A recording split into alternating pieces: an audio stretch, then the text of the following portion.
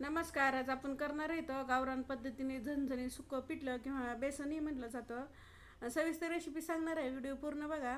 रेसिपीला सुरुवात करू. पहिलं सामान काय काय लागते ते बघू. 2 वाटे बेसन घेतलेलं आहे, 2 मीडियम साईजचे कांदे घेतलेले आहेत बारीक चिरून, बारीक चिरलेली कोथिंबीर घेतली, 10 ते 12 कडीपत्त्याचे पानं, 1 छोटा चमचा जिरे घेतले, 1 छोटा चमचा मोहरी गावरान आहे ते बारीक, चवीप्रमाणे मीठ, 10 ते 12 लसणाचे काय आणि 5 ते 6 हिरव्या मिरच्या, त्या ठेचा करून घेतलेला आहे, थोडीशी हिंग आणि 1 छोटा चमचा हळद घेतलेली. बेसन करण्यासाठी तेल घेणार आहे 3 चमचे.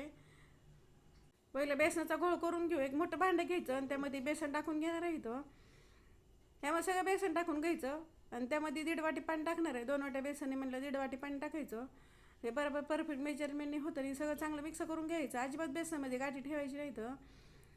मग या पद्धतीने सगळं गाठी फुडून घेतलेलं होतं आणि असंच बेसन मिक्स करून ठेवायचं. फोडणी दिली पटकन असं टाकायला येतं. बेसनाचा घोळ चांगला तयार झाला, अजिबात त्यामध्ये गाठी राहील नाही तर.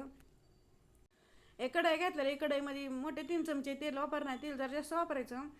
जिरे आणि मोहरी टाकायची, मोहरी चांगली तडतडून द्यायची, मग जिरे टाकायचे आणि थोडी हिंग टाकायची, 10 ते 12 कडीपत्त्याची पानं टाकायची आणि आपण जे मिरची लसणा ठेचा करून घेतलं ते टाकून घ्यायचं.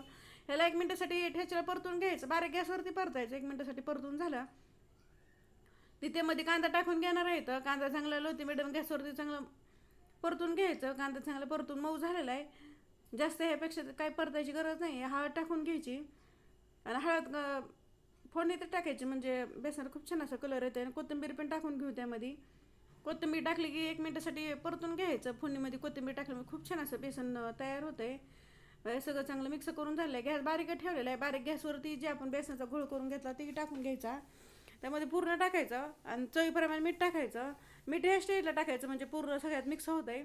आणि एकसारखं हलवत राहायचं. गॅस बारीक ठेवायचा, मोठा अजिबात गॅस करायचा ना. बारीक गॅसवरती सारखं एकसारखं हलवत राहायचं बेसनाला, म्हणजे तळा चिटकत नाही. काय म्हणून आपण पाणी ह्यामध्ये कमी वापरलं आहे, कारण आपल्याला सुक्कं बेसन करायचं आहे.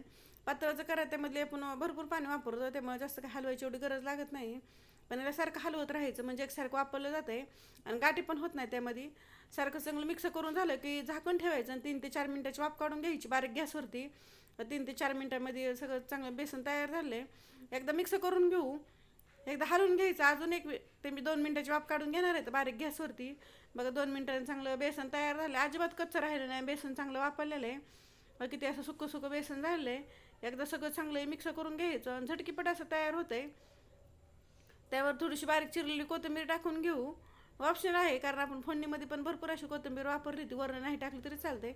कोथिंबीर टाकून मिक्स करून घ्यायचं. झणझणीत असं गावरान पद्धतीने बेसन तयार झालं आहे आणि भाकरीसोबत खूप छान लागत आहे. हे माझी रेसिपी कशी वाटली कमेंटमध्ये नक्की सांगा. लाईक करा, शेअर करा, चॅनल जो नाही सबस्क्राईब करा आणि बेल आयकॉन दाबायला विसरू नका.